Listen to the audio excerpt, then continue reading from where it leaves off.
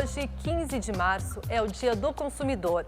E apesar da disputa cada vez mais acirrada pelos clientes, ainda há muitos segmentos dessa freguesia que precisam ser vistos, ouvidos e atendidos.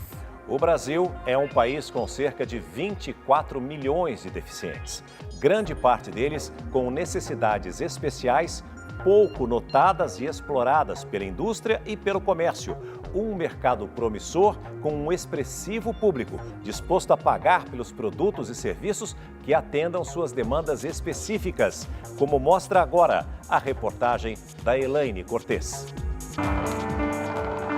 Toda vez que você ouve falar sobre uma pessoa com alguma deficiência, logo escuta também que ela tem necessidades especiais. Mas afinal, que necessidades são essas tão faladas e tão pouco compreendidas? Infelizmente, eu tenho que brigar para ser percebida. Mostrar que existe uma pessoa ali atrás, que é consumidora, que tem sentimentos, que tem ideias, que é uma boa profissional. Não a minha deficiência vem antes. Que junto com a deficiência tem uma pessoa, que tem vontades também. Do básico ao mais complexo. Tudo que uma pessoa precisa para viver, eles também precisam. A única diferença é que cada um vai ter alguma necessidade específica e que, se suprida, tira de letra, né? Consegue ter uma vida plena e normal como qualquer outra pessoa. Potenciais consumidores diante de um mercado excludente. Uma pesquisa mostrou essa contradição. A amostra ouviu mais de 2.000 pessoas na região sudeste do país. 40% dos entrevistados com renda entre R$ 2 e R$ 7 mil por mês. Quase metade sem nenhum veículo. Dispostos a compras online e também em lojas físicas. E quase a totalidade concorda nos mesmos pontos. Faltam acessibilidade e inovação nos produtos e nos serviços. Se a gente pensasse em colocar na área de desenvolvimento de produtos das indústrias as pessoas com deficiência, a gente ia ter produtos pensados para todos. Eu acho que aí é o grande gap do negócio. Se eu tenho na minha parcela de liderança da empresa ou de quem decide, eu não tenho a representatividade ou eu não tenho alguém com uma deficiência para desenhar um produto específico, cara, esse produto não é pensado para ele. As empresas não veem esse público como uma fonte de renda, um consumidor que vai consumir, que vai gerar lucro para a empresa. Ainda é estigmatizado como coitadinho. Então as empresas não estudam e não investem em produtos para esse nicho. A pesquisa revela 2 aspectos importantes. O primeiro, 42% dos entrevistados são influenciados para a compra pela necessidade. E o segundo, há um grande potencial de consumo por parte das pessoas com algum tipo de deficiência e um mercado ainda despreparado para a inclusão social. O levantamento pretende despertar consumidores para espaços inclusivos como este. Os básicos explodem na nossa cara na hora da pesquisa, né? A falta de acessibilidade arquitetônica nos ambientes. E serviço é a qualificação da mão de obra em relação à inclusão.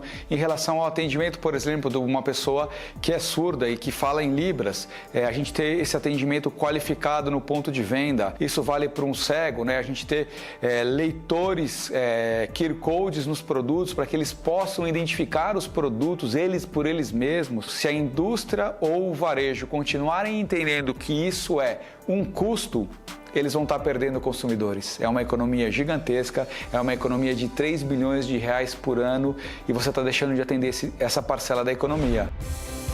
Nós acompanhamos Natália às compras. Ela acessa o hipermercado por um elevador e depois disso, em diversos momentos, fica difícil identificar outro espaço inclusivo.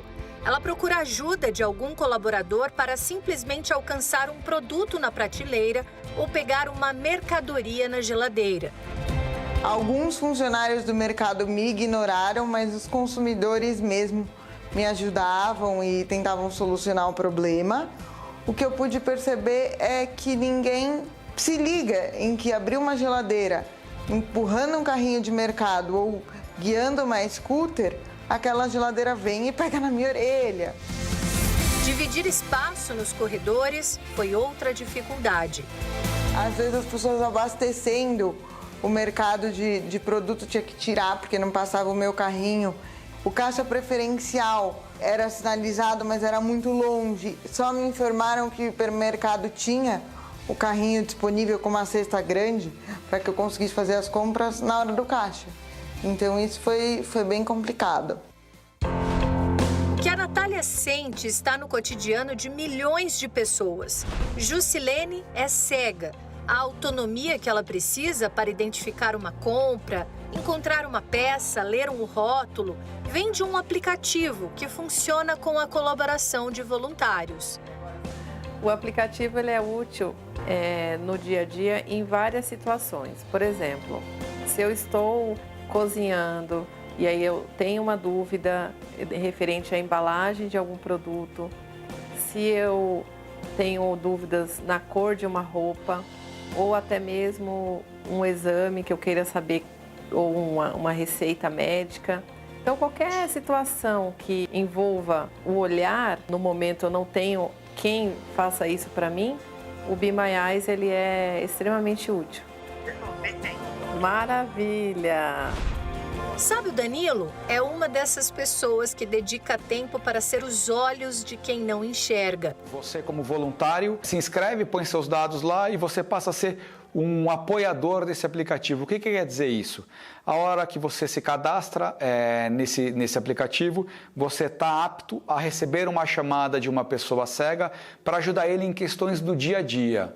Então, como é que funciona na prática? Meu telefone toca, uma ligação falando que é do Be My Eyes. Eu atendo e vou lá receber um questionamento. Por exemplo, aconteceu comigo ontem. O Bruno me ligou e falou, Danilo, me ajuda aqui. Que chá é esse? E eu li para ele que era o chá de camomila. Pronto. Então, se ele quiser saber se o leite vai vencer, que cor de camisa ele vai usar para sair, qual é a cor da meia, que rua ele está, ele aperta essa chamada e a gente atende e facilita a vida deles. Mas o nosso desafio é... Quanto mais autonomia a gente puder propiciar para as pessoas com deficiência, mais incluídas elas estão na sociedade. E se a inovação de um aplicativo com essa iniciativa solidária pudesse estar numa indústria que se preocupasse numa embalagem em braille ou em produtos com aplicação de um QR Code? A gente entendeu que tinha um mercado aí que não era explorado por ninguém, né? Então a gente quis fazer.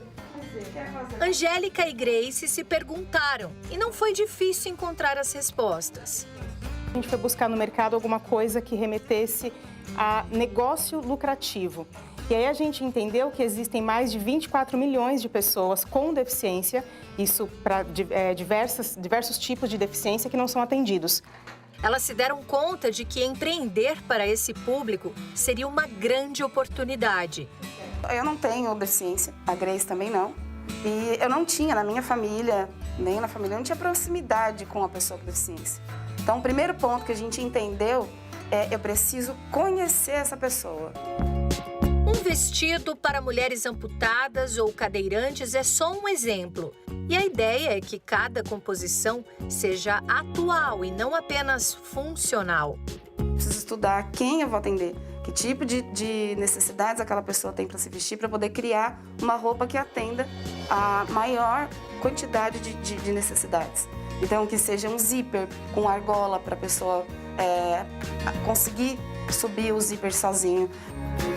De repente, a criação foi ampliada.